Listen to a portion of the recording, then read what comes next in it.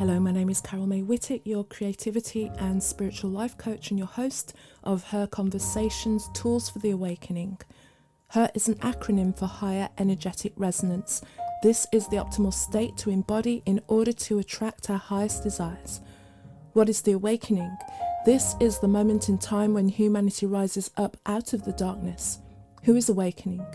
Each one of us present on earth today, reclaiming our sovereignty, seeking greater possibilities in our reality and looking for solutions. We know being awakened is not a lofty ideal but a necessity. If we can transform ourselves, we can change the world. Guests on Her Conversations will speak to your spirituality, sensuality and soul. Listen to their stories and hear how they are in service to the world. Let their words and these conversations embolden and inspire you. Before going into this week's episode with Bri Seeley, I just want to share with you a couple of ways that I can support you. Firstly, save the date. It's Tuesday, the 10th of September will be the next Creative Confidence Masterclass. Join up if you're ready to rediscover your creative abilities and explore spiritual practices to enhance your creativity and confidently integrate creativity into all aspects of your life. Also, you can tune in to Her Inspirations, which is the sister podcast to Her Conversations, where in each episode I explore with you a different aspect of our spiritual and creative journeys. The links to both of these are in the show notes. My guest this week is Bri Seeley, the entrepreneur coach. Her mission is to help high achievers defy reality and bring their most unrealistic entrepreneurial dreams to life without sacrificing their well-being. She's also a TEDx speaker, best-selling author and producer of Big Goal Energy podcast. During our conversation, Bri shares about the pivots she made after noticing the deeper messages from the crisis incidents in her life, the spiritual tools she uses to guide her clients to achieve success, and the future she envisions for female entrepreneurs. So as always, I begin by asking my guest. Her is an acronym for Higher Energetic Resonance. When do you feel that higher energetic resonance? I feel the higher energetic resonance when I am fully, totally, completely embodied as myself and doing in the world what I am here to be doing, the impact I'm here to be making. So it's a combination of inner and outer. I'm feeling me. I'm, embodied in my body. I'm just all of that stuff inside, and then I'm able to go out into the world and share that and spread that with other women and humans. Perfect. Great. So thank you so much, Bri. And before we go into the conversation, it's all over to you to just share about who you are and how you got to be doing the work that you're doing today. Awesome. I am the entrepreneur coach. I have been an entrepreneur for 17 years. I've also been in coaching and counseling roles for also 17 years. And over the last 17 years, I have really begun to understand the power that entrepreneurship holds for women. We have never lived in an era or an age where there has been equality or even equity for women in earning money, creating money, economic opportunities, and I endeavored to change that. So I believe that entrepreneurship is the fastest and easiest pathway towards economic equity for women, under-resourced, populations, like all of those things. So my whole life, I have a for-profit, I have a nonprofit. Just who I am in my world is the woman that empowers others to take hold of their power, their destiny, and create a life of unlimited wealth for themselves. Fabulous. Okay. And what inspired you to go that way in the first place? Where did you come from in that you chose that particular path of entrepreneurship and business, as it were? Because you could have gone in so many ways, I'm sure. Yeah, it's funny. It's kind of an accident. And then I look at my lineage, like not even just my life, but my mom, my grandmother, my great grandmother. And I'm like, oh, this was the obvious path. Like this clearly this is my path. But when I was 23. I was 23. I had just come back from the United States from getting my master's degree. And I went and got a job because I was like, my mom was an entrepreneur and I saw the struggles she faced. And I was like, nah, I do not want that life. I'm good. I am good. I just want to work for someone, punch a clock, in, be out, do my life, whatever. And I am just not that person. That's not who I was raised to be. That is not in my DNA. That is not in my blood. None of that. And so I quickly got very frustrated. I accidentally started a business just kind of on the side that then grew over the course of 8 years to being, decently well in the realm of women statistics. It was in the top 12% of women-owned businesses, but I was nowhere near where I wanted nor needed to be. And the universe was like, you're here for more. Shut it down, walk away, and trust. And I did not have the next steps. I did not have the pathway in front of me. And within a few weeks, I began creating it.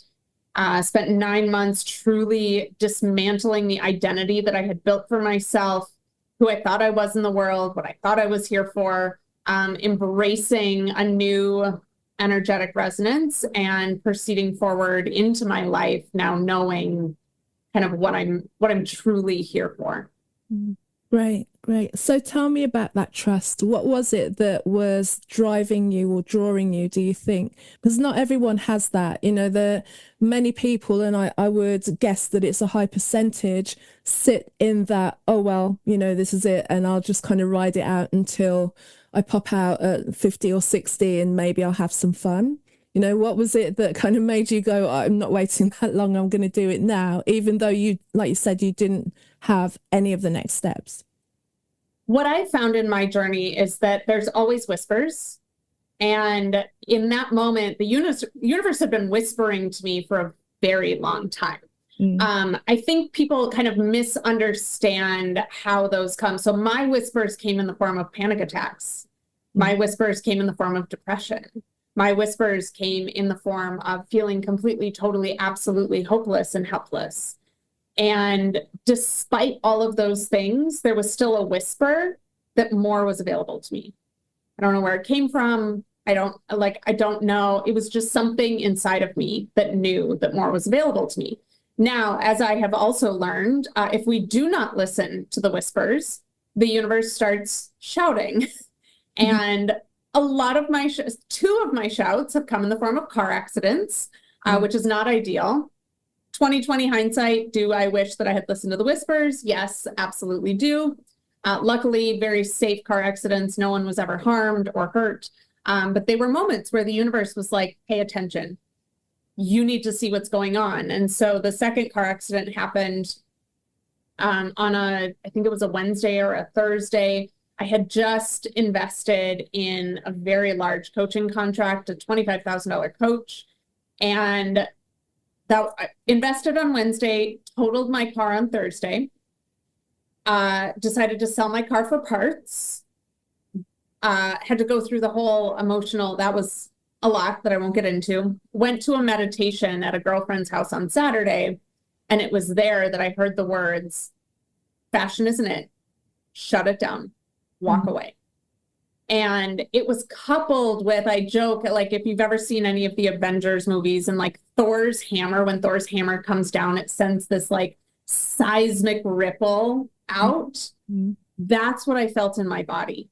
And so for me, when I feel something like that, it rang as just such supreme truth and knowing in my body that I couldn't not do it. So I did. 72 hours later, I shut my business down and was like, game on. If you have something else for me, like it's got to be better than the panic attacks and the depression and the anxiety and the like, I'm wasting my time in these fits of emotions that I don't know what to do with. And I don't feel like I can change. So like, all right, universe, you're smarter than I am. You're way bigger than I am. You have a way different perspective than I do. So if you know something I don't know, all I can do is surrender and trust that I'm going to be led in the right direction. As you were speaking, I was thinking, like, why did you, because there's such a prevalence, or it seems like a prevalence of people having panic attacks, depression, anxiety now, and speaking openly about having these things in a way that I don't ever remember when I was younger. I mean, maybe I wasn't paying attention, or maybe not. I don't know. But I agree I with suspect, you. yeah. The first time I ever had a panic attack, I didn't even know what it was. And I was driving. I was actually in my hometown. I was leaving my dad's grave and I was driving into downtown, and I just stopped and pull over because I just had this thing wash over me where I felt like I needed to rip my skin off my body. And I had no idea what was going on. And then in hindsight was able to be like, oh, like that was like, you hear the words panic attack, but you like, people don't necessarily talk about like what it feels like or how it is, and the racing thoughts and the like. Yeah, I agree with you. I don't think that it's something that was spoken about openly, because when the first one happened to me, I don't even know how old I was. I must have been in my early 20s. I had no idea what was going on. And so why was it that you interpreted it as, this is not the right way for me, I'm going to go and change my world so that my state changes? Whereas people will kind of tough it out and go the way of therapy, medication, and so forth, which is not to say that seeking help for what you're feeling is not a way to go, but sometimes the seeking help for what you're feeling just talks about what you're feeling over and over again, and doesn't necessarily give you, do you want to look at the wider experience of life that you're having? And maybe it's a physical response to the fact that you're just walking down the wrong path for yourself. And like you have been in situations like when I used to try and do the job thing, where there'd just be one day where I'm like, I can't physically walk through that building. I literally cannot. I just had to turn away and go home, not knowing where the money was coming from, not knowing any of that, but just knowing that I physically couldn't do it. And many people didn't really understand. It's like, you need to settle down and do these things. I'm like, but I can't, literally cannot go in the building, can't listen, can't hear that person's voice one more time, can't, just there's an entire shutdown, because I know if I continue to force myself in a path that was not right for me, it wouldn't be pretty for anybody, because I kind of sense how my personality changes when I'm not doing the right things. So why was it that you interpreted that as I need to get out of here and go there, where many people don't see it as a divine intervention almost, where your body, your soul is telling you are in the wrong space and you need to move? So I will say that in the moment, I very much did not have the higher perspective to be able to see what was going on. I thought in that time, and so at this point I was in my early 30s. So I also just didn't necessarily have all of the life experience to fully understand. I had a panic attack last year, and I dealt with it very differently than I had 10 years prior, right? So in my 30s, when this was happening, it was very much like, well, I just need to get better results. And when I can get better results in my business and be where I want to be, then these things will stop, right? And so I thought that if I just work harder, or if I just do the right things, or if I just figure it out, these panic attacks will stop. And again, I didn't have the language of panic attacks either back then. I just say that to bring context looking at it now. And so I can say now that I understand that panic attacks mean that there is a misalignment.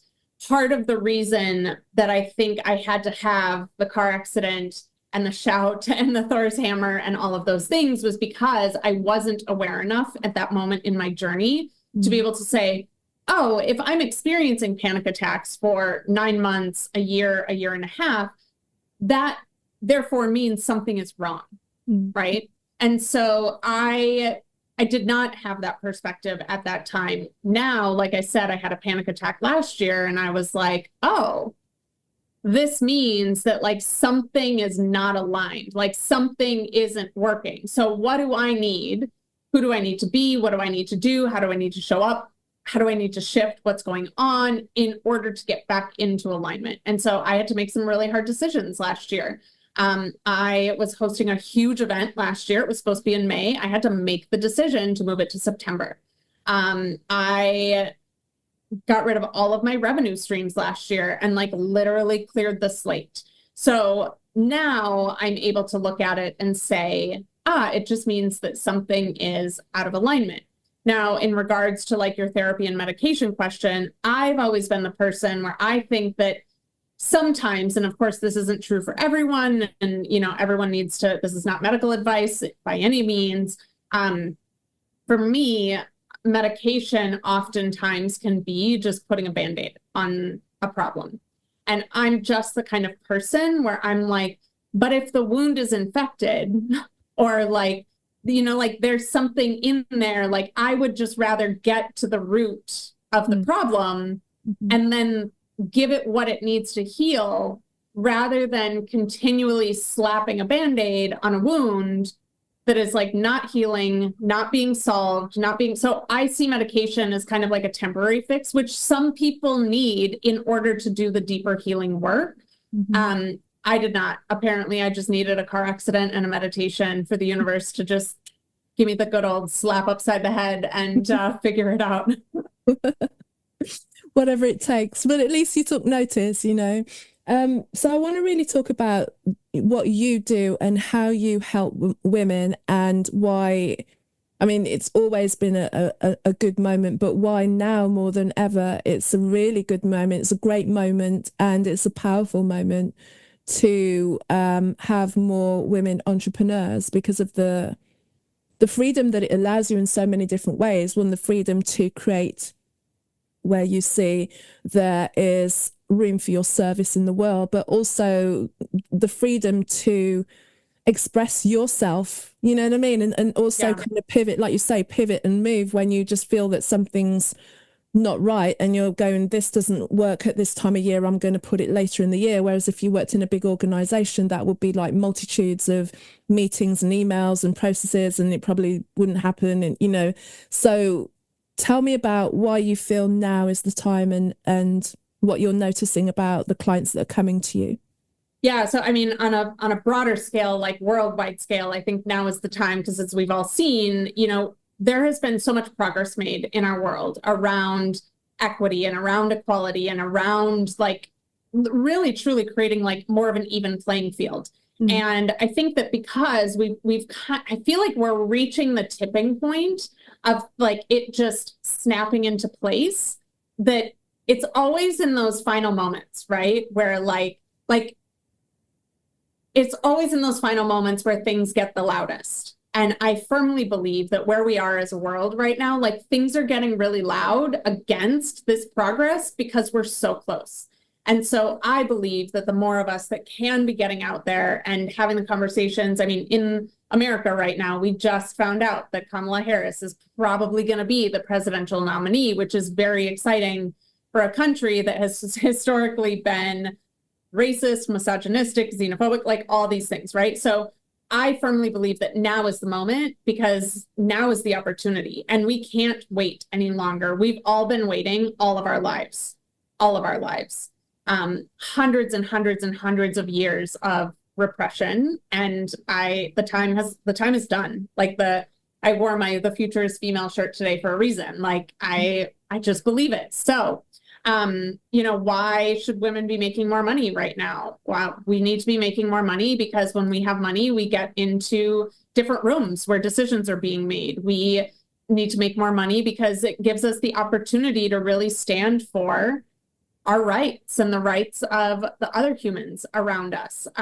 It gives us the opportunity to also employ more people. And when women employ individuals, it tends to, of course, this isn't 100%, but it tends to be more equitable and more understanding. So I just firmly believe that us stepping into more roles of leadership on the broader scale in business, in, leadership, and not corporate leadership. I mean, if that's your jam, more power to you. Best of luck. I firmly believe the glass ceiling is never breaking. I just don't believe it. You can try as hard as you want. If it were going to have broken, it would have broken by now. I'm sorry, but like, good luck fighting that fight. I'm going to be over here building a new structure that doesn't have a ceiling.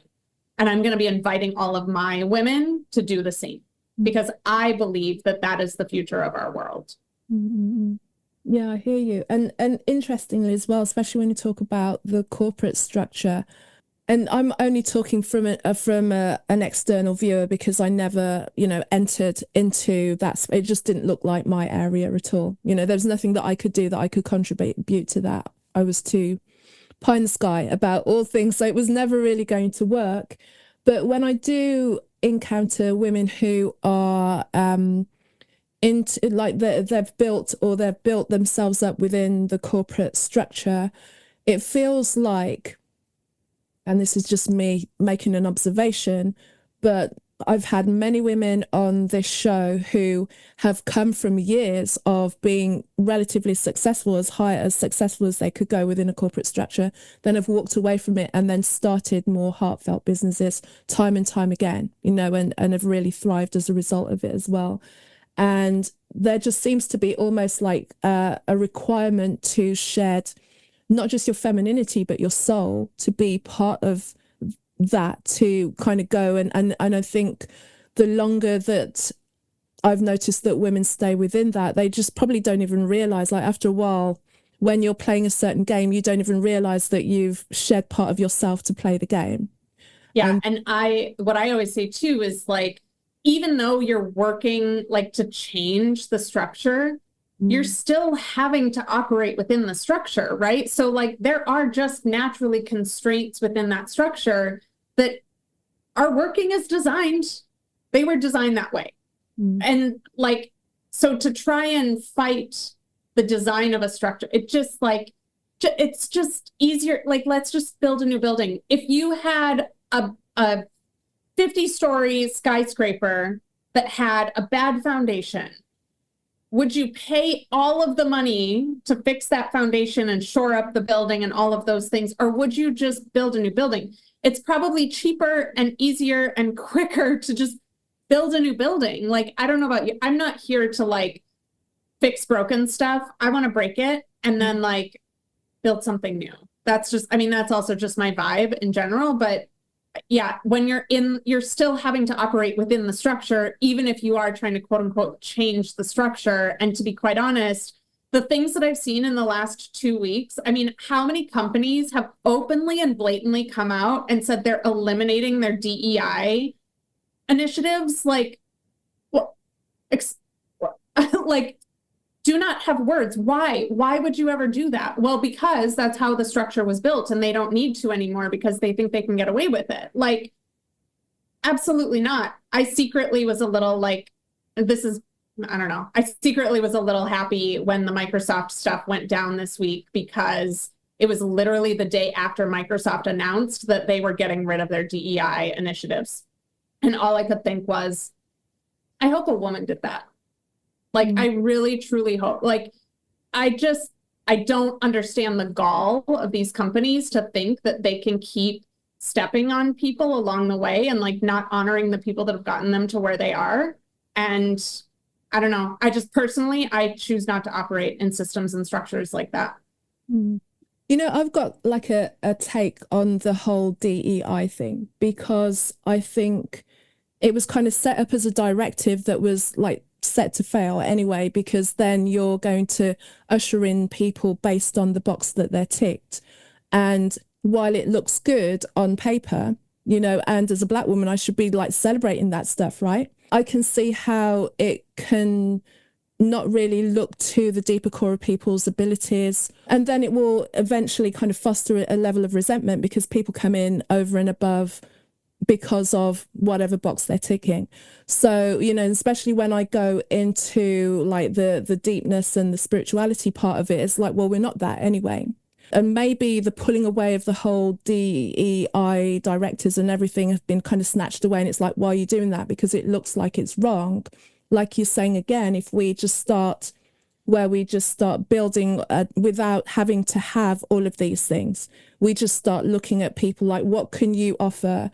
How can we collaborate based on what you can do and what you can bring, as opposed to whatever you're going to identify with because of the boxes that human beings are making for themselves, and that's why I've always been like, I can see how it looks nice, but I don't ultimately see how down the road it can survive, particularly because I see how, as we keep carving little boxes for ourselves to tick, and how we identify ourselves with, there always seems to be another subcategory within everything else. I firmly agree with that. And I think that in my mind, it was created as like a bridge to that, outcome, like we talked about, building a new system, or like having a new system in place. My concern with stripping it is that it's going to allow them to go back to discriminating against people based on the name that's on their resume, discriminating against people, like specifically and purposefully not hiring people because even if they are the best qualified candidate, right? Like I think about what the practices were before those things were put in place. And while I don't agree that you just need to be ticking boxes, I do agree that there should not be discrimination against people just solely for the sake of discrimination, and having all of your, like, good old boy white friend buddies like in positions of power that they don't deserve to be in, simply because they, like they tick a different box than the boxes that they've now eradicated, like, I don't know. That's kind of and nothing's perfect, right? Like DEI is not a perfect system. And I think it was a measure that was able to allow more progress to be made in the interim while we kind of transition into building a new model. I see the intention around it, or the positive intention, but I also see in its wake what it created, more division in its. Ultimately, I'm like, well, how did we get here anyway? That people have these biases, that people have these prejudices and all of those things. It's like, where does that come from? Because maybe if we go, like you say, go back instead of the symptom, because like DEI is dealing with the symptom of people's biases. Yep. If totally we go back to the core root of like, how are we creating these biases anyway, and deal with it at that point and pull it out of the root. So there is something in our culture, there's something in the media, the education system, all of the systems that fuel us with our biases that then allow us to kind of go along a certain route, and we take it on and it feels good to us. So that, if someone is growing up and they think, oh, it's all right to discriminate against someone, they weren't born like that. So somewhere along the line, they took on that belief and they held on to that belief based on evidence that kept perpetuating the idea that what they believed was right. Not to say that it was, and clearly it isn't, and you're just basing things on that. So the breakdown of the system is all of the systems, I believe. The breakdown of the system is all of the political systems. Even though it looks like things are going this way, I still think there is, like, it's problematic on so many different levels.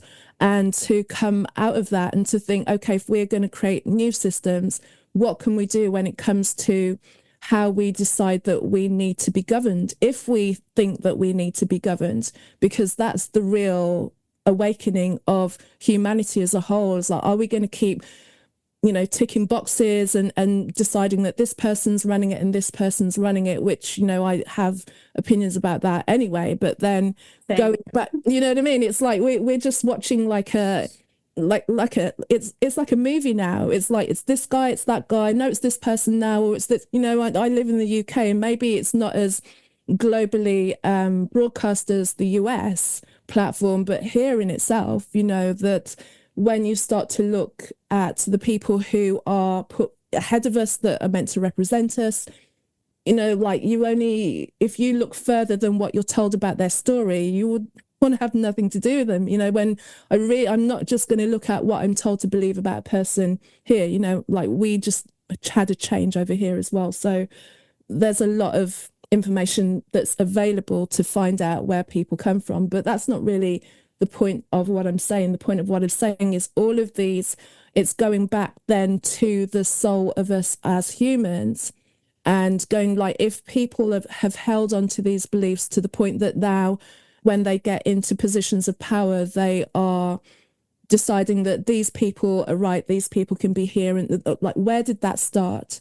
Because if we don't break the entire structure down of how it gets embedded in someone who was born a soul and didn't have those things, then it keeps going as well. So it's not even just blaming people for their biases. It's like understanding those biases became imprinted, and where can we like stop it at the root so it doesn't continue, really, on all levels. And to be honest, like have been super inspired by the new generations that are coming up, because so many of them shun a lot of these labels and a lot of these experiences and a lot of these just like boxes that humans have put ourselves in for so many years.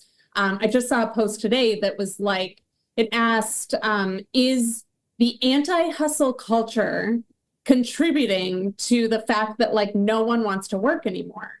Mm-hmm. And I was like, it's not that no one wants to work anymore. It's been that we've been given the fallacy that working harder is the solution. Mm-hmm. And the new generations that are coming up, and even my generation, are realizing like, I don't want to work harder. I want to work smarter. And what that means is then I get to be in charge of my destiny. I get to decide what work looks like for me. I get to decide how I make money. I get to decide who I am. I get to decide how I show up. I get those things. And then I actually work really hard, but with boundaries and with strategy. And when I have boundaries and I have strategy, that means I actually get to work half as less as I used to, because I don't need to work as hard because I'm doing the right things rather than all the things. And I think that, that's a huge, like Gen Z has been, I think, really instrumental in this upswing. And like, we are not all here just to be, human robots and do the things that we're told and fit in the boxes that we're told and believe the things that we're told. We are here to truly evolve humanity. And so I actually, it's been really heartwarming to me to see so many Gen Z people come out and be like, yeah, of course, I'm not going to take that terrible job at, $10 an hour with no benefits and blah, blah, blah. Like, of course, I'm not going to do that. It's people like that's taking advantage of. And circling back around, like the more women that we can get to be employers, one of my clients has 50 female employees. They all work from home. They all set their own hours. They all get paid above industry standard. And despite all of that, she just had her first 7-figure fiscal year. She's only been in business for 4 years, right? Like, so I start thinking about the opportunities that we have, and the more and more and more that we can take ourselves out of the kind of like established boxes of what we should be doing and who we're supposed to be and how we're supposed to act, the more that we're all going to be able to find what works best for us, following the beat of our soul, doing, stepping into our higher energetic resonance around like what makes us uniquely feel good. And then hopefully people just stop telling each other what they should and shouldn't be doing with their lives and their bodies. And then, then we'll live in our utopia, right? Yeah. That's how that works. I think so. Well, we've never done it before. So that's why it looks like crazy and messy right now, Right. But like you say, because everything's getting louder and everyone's like being pushed further and further into their corners, it's like, I'm this, the other side say that. And also, I think as well, I was just doing a proposal for something around this as well. And it's to really, we've got to really look back at how people got there. And I think that's where we're not at the moment, because we can go, well, they think this and they think that, and they don't understand what it's like for us. And they're trying to take away our rights and they don't understand. And it's just kind of pinpointing both sides, and no one's going to hear each other, because you're going to just see how wrong the other person is and how right you feel you are. But I think it comes down to that we pull back and go, hang on, how did we get here? How did I get here? How did they get there? That they believe staunchly what seems opposed to me. It's like, what is it? And when I kind of think about it, sometimes a lot of it kind of like hatches onto a level of some trauma that we experienced, and it kind of grabs us and it kind of holds on to us and it keeps us in that loop by saying it's for us. As long as you kind of believe this thing, we're going to protect you from those who don't like you and those who caused you that pain. And that's how it just keeps, I feel anyway, people kind of on either side. and fighting and fighting, and it just gets worse and worse, and everyone's getting tired, I feel now, because no one wants to live in a world like this. And like, how long can we continue to keep fighting against each other? It doesn't, we're going to get exhausted. It just stands to reason, right? Yeah. And I think too, like with building a new system, what I've seen like in my clients and what I've seen in just people that I engage with online and stuff, it's like, I do believe that there is a section of humans that are starting to think less about me and more about we. And I think that that is a great benefit, right? Of like, okay, so my client launches this business. Well, yes, it helped her. And then she realized that she could have a bigger impact. And so it became less about her and more about the organization and the team, and then the people they get to serve and impact and all of that stuff too. And so I do believe that even despite all the noise and all the things happening, that there is this group of individuals who are building things for the betterment of not just themselves, but for the betterment of their employees, their clients, humanity. Just like, I don't know, again, maybe I'm Pollyanna, but like I see movement happening, I see shifts happening, and I see most of it being led by women. And I'm with you. I think there's more shift happening than we're led to believe, but we don't have the mediascape at our disposal, so it's always going to look so loud. But it's, like the Wizard of Oz, it's like one man behind the curtain casting the shadows on the wall, so it looks really, really big. I mean, but the conversations that I have with people, the majority of conversation are not based on that. In fact, they're just tired of looking at stuff going, how long are we going to keep doing this, really? Yeah. And what is it about? How can we start to create something new? Because this isn't great for the children coming up in this society to see that. And especially as they're coming into a world that even we don't understand, because I know that I have memories of what it was like to not have the internet, to not have social media, to not have alternative or easy access to alternative points of view, or easy access to information, even to educate myself and be able to kind of move myself forward. So for those who have that at their disposal and don't even imagine what it's like to not have the internet, and sometimes I speak to, they're like, you didn't have, what did you do? Like, I'm here, so I did something. Like, hey, I kept going. We had encyclopedias. Yeah, and libraries and and feet and bikes, and we got there. Yeah, right. And I'm kind of glad to be on the cusp and have one foot in both experiences, actually. Even though sometimes I think, man, if I'd have had the internet when I was in my 20s, my life would be on a completely different scale now. But I like having the memory of not having it as well, so that it gave me a chance to actually build my imagination and build my patience and allow myself to sit around and do nothing, which is where sometimes the access to 24/7 information takes away the ability for people to just sit in their own thoughts and quiet and boredom. I have been trying to go back to, I also was raised, obviously no internet in the 80s, and have been trying to go back to that as much as possible. And so for the most part, I try not to read books on a device. I have a book actually waiting for me at the library that I will walk to the library today, grab the book, oddly enough, about detoxing from digital media. That's how I also start most of my mornings as well, is I think it's really important that we get so inundated with all of this out here. And we consume. But if you're in all of that, you can't create. And so I think it's so important. I build so much spaciousness into my life and my days, because I know that I need to be within myself, within my truth, my energy, my understanding, in, higher resonance with the universe and all of that stuff, to really be able to move with purpose and with clarity.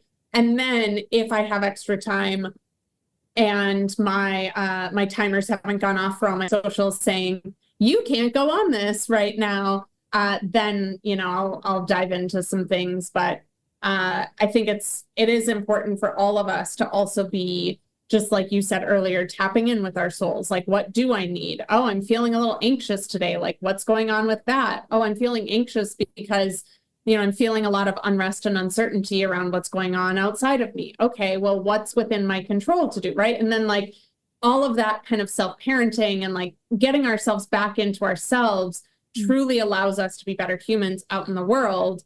I always joke, like, some people say, don't talk to me before my morning cup of coffee. And I'm like, you don't want to talk to me before I meditate and have like a half an hour of reading, whatever I'm reading on the couch, and, yoga and my breath and my prayer and all that stuff. But I think that that's also a huge reason why things are so chaotic out in the world, is because so many people are disconnected from themselves.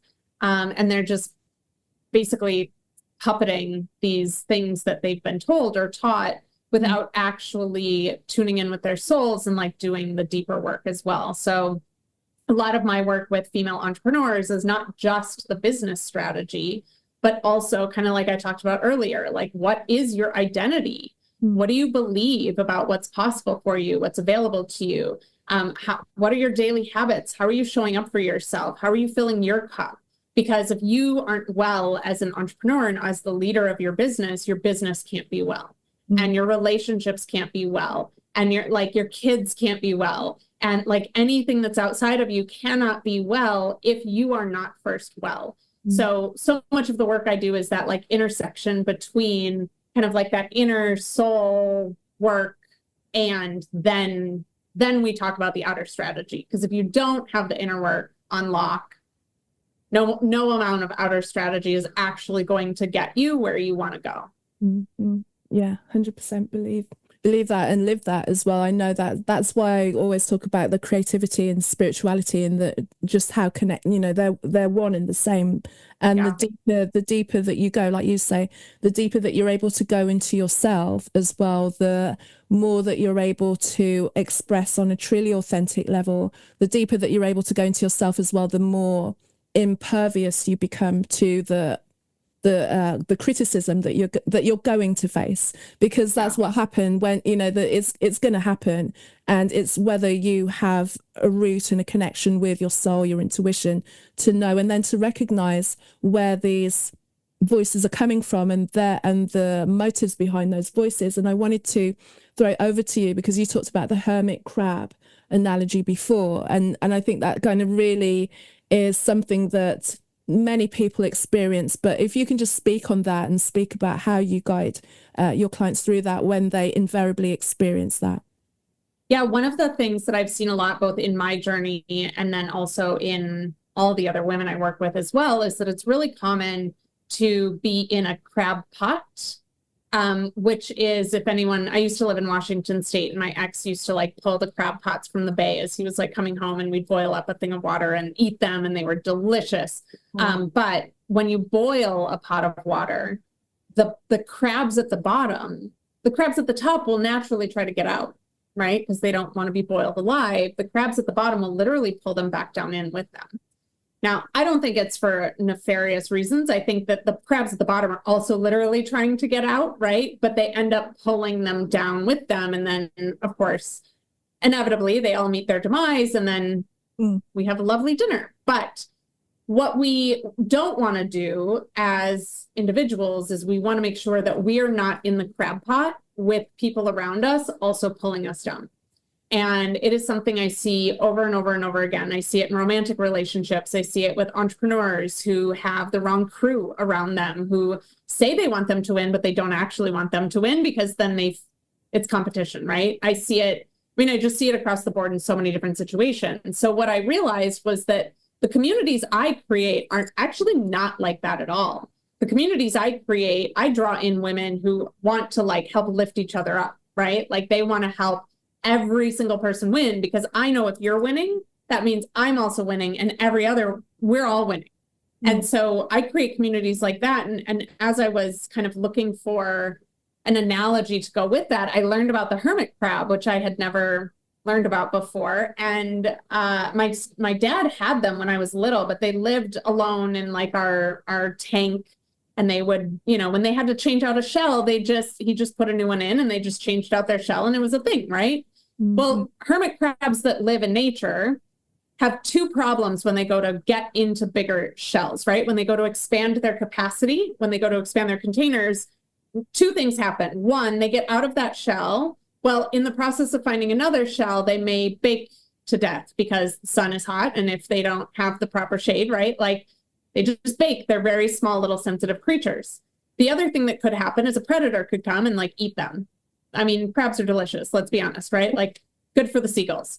But so what the crabs have found to do is a group of crabs get together that all need to change their shells. And they position themselves from smallest to largest. I have this brilliant photo on my website of this. And then they grab one more shell that's just a little bit bigger than the biggest crab.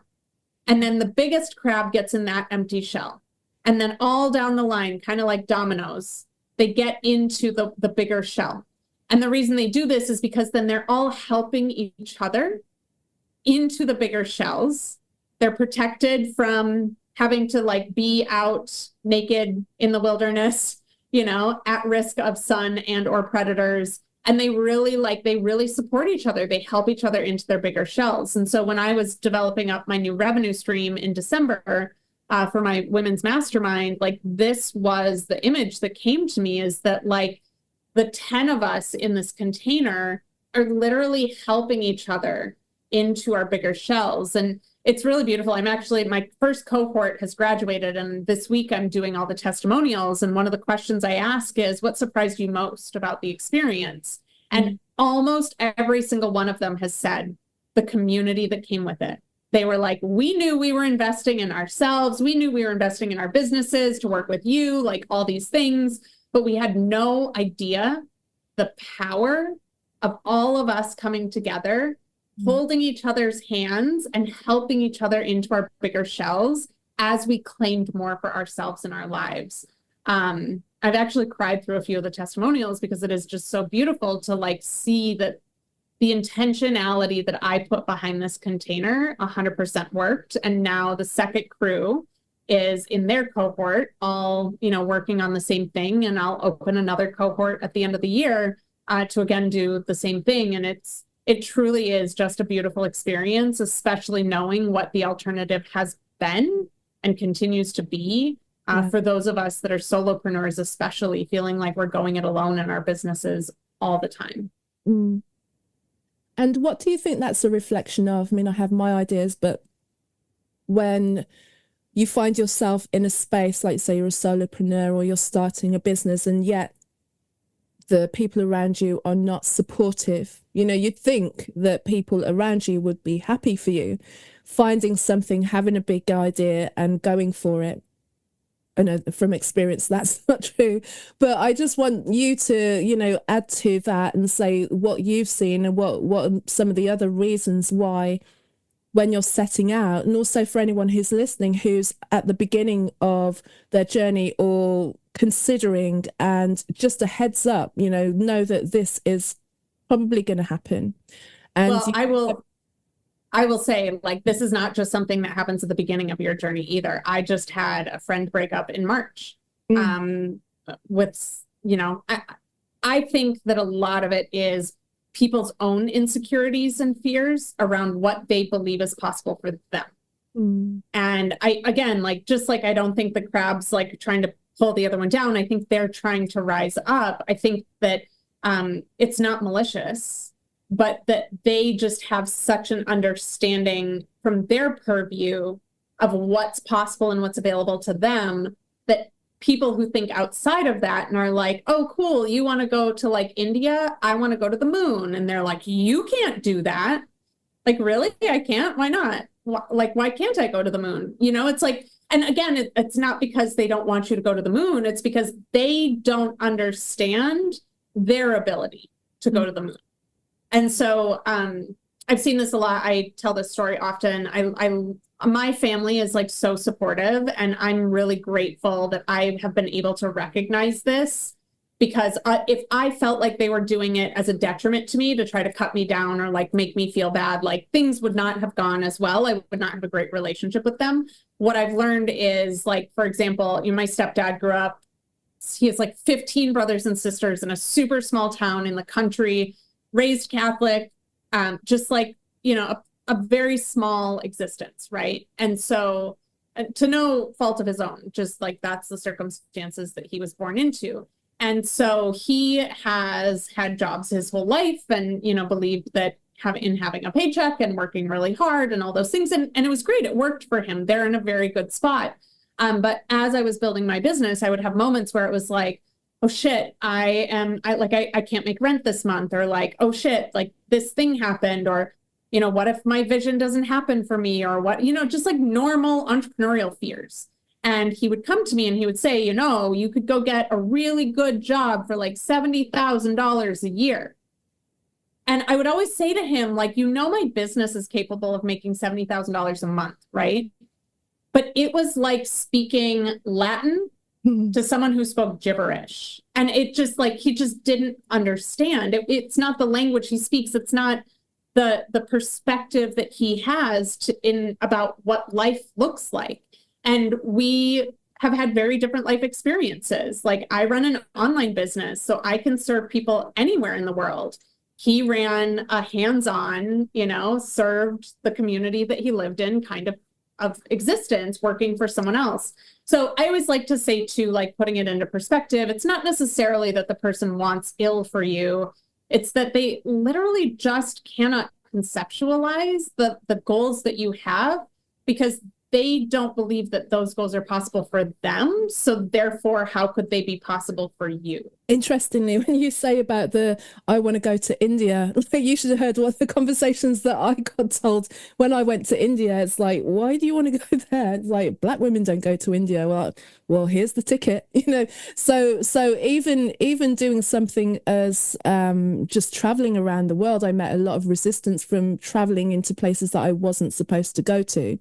It makes sense. Like, yeah, I moved to Italy when I was 20, and I lived there for 2 years studying fashion. And my college boyfriend said to me at one point, he goes, I don't understand why you need to go. Mm. And thank goodness I was raised with the wherewithal to look at him at 20 and say, if you don't understand why I need to do this, then you don't understand me. Mm. Right. And he and I broke up shortly after my first semester in Italy. And like, again, like, no detriment to him. He is living his best life. He has, the white picket fence. He's got, 3 or 4 children. He's like, whatever. He's doing his thing. He's super happy. That life would have killed me. Right. And so that part where we talk about, like, it's so important to know yourself. And then to remember that not everyone that comes on your pathway is meant to be a hermit crab with you. Not everyone is going to be there to hold your hand while you're moving into a bigger shell. And that's okay. They don't have to be.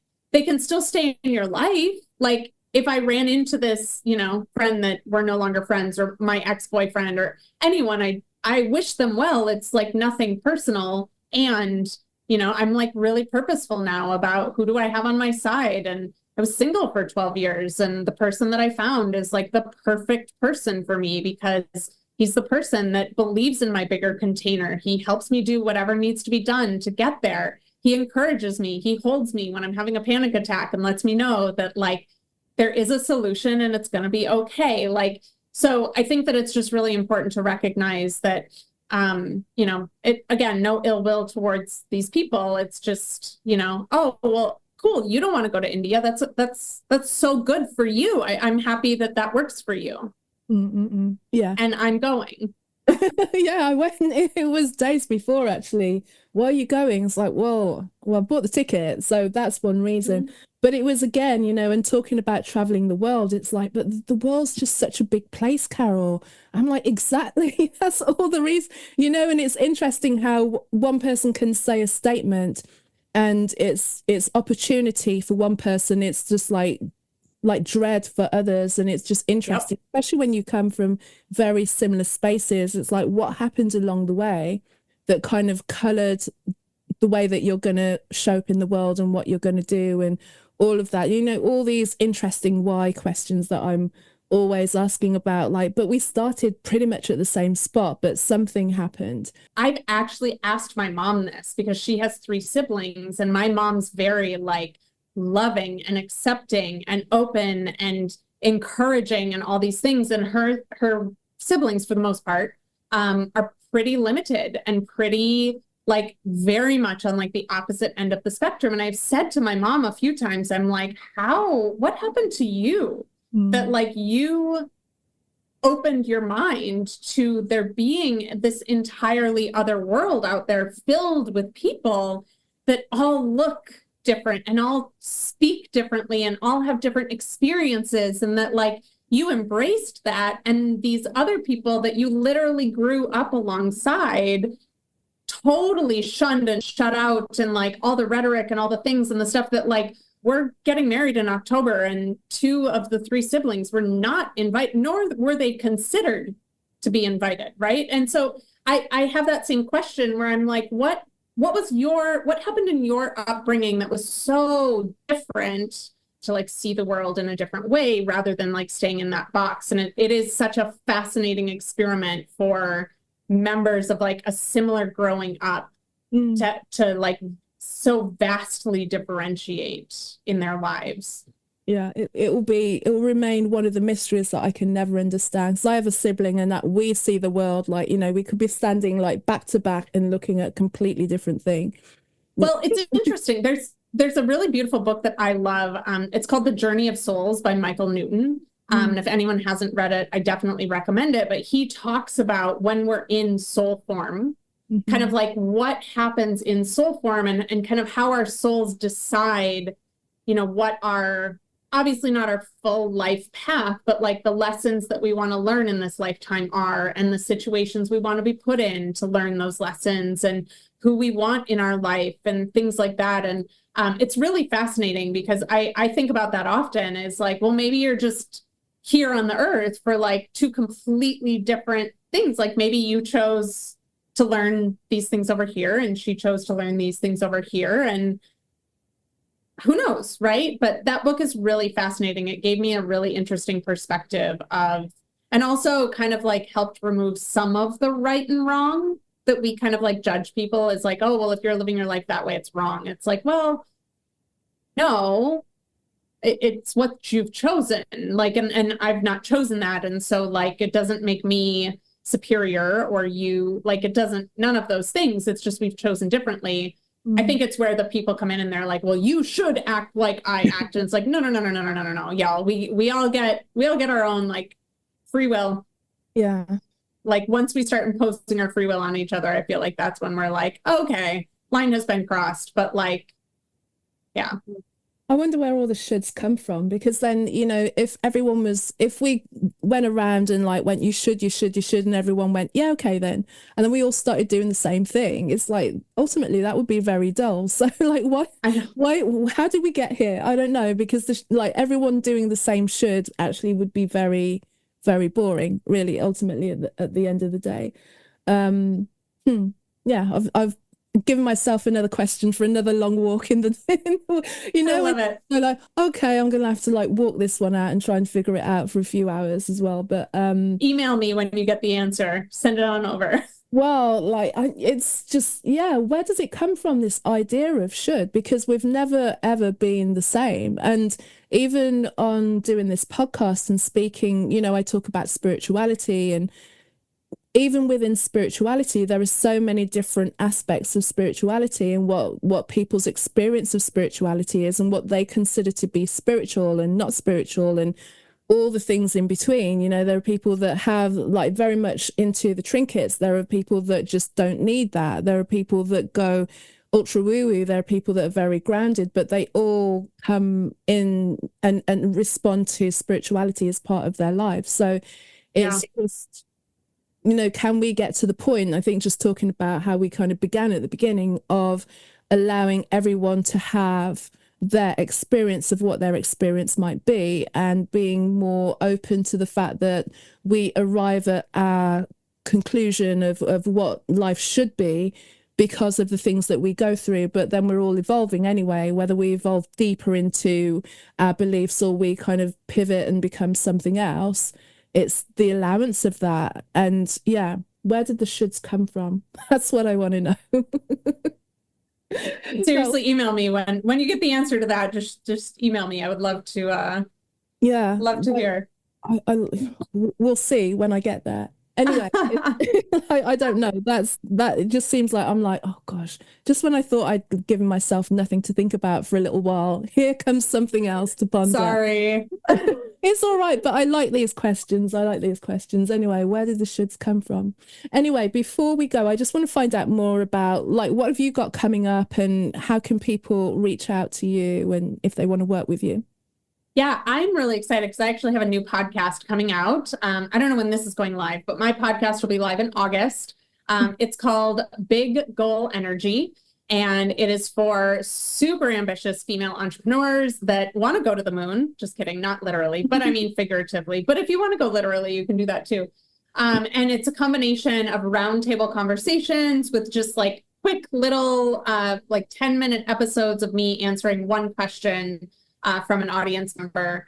So I'm very excited for that podcast to be launched. So if you're listening to this after August 13th, go on any of your favorite platforms and search Big Goal Energy. And I already have, I think, like 3 months of episodes recorded. And I've done podcasting for a long time, and these are good episodes. Good stuff. So, good stuff. Yeah. And where else can people find you as well, Bri? My website is my name, briseeley.com. And then my Instagram is Bri Seeley. My Facebook is Bri Seeley. My LinkedIn is Bri Seeley. My TikTok is Bri Seeley. You can find me in all the places. Usually I'm the only Bri Seeley. I'm definitely the only verified Bri Seeley on the internet. So fantastic. Well, thank you so much for your conversation today. I loved it. I love what we spoke about.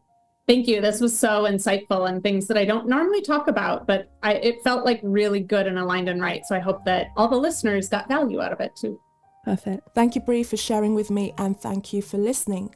As always, if you've enjoyed this episode and the content from my guest, feel free to share it with people that you know will appreciate and benefit from their wisdom. And also, if you enjoy her conversations, please leave a review.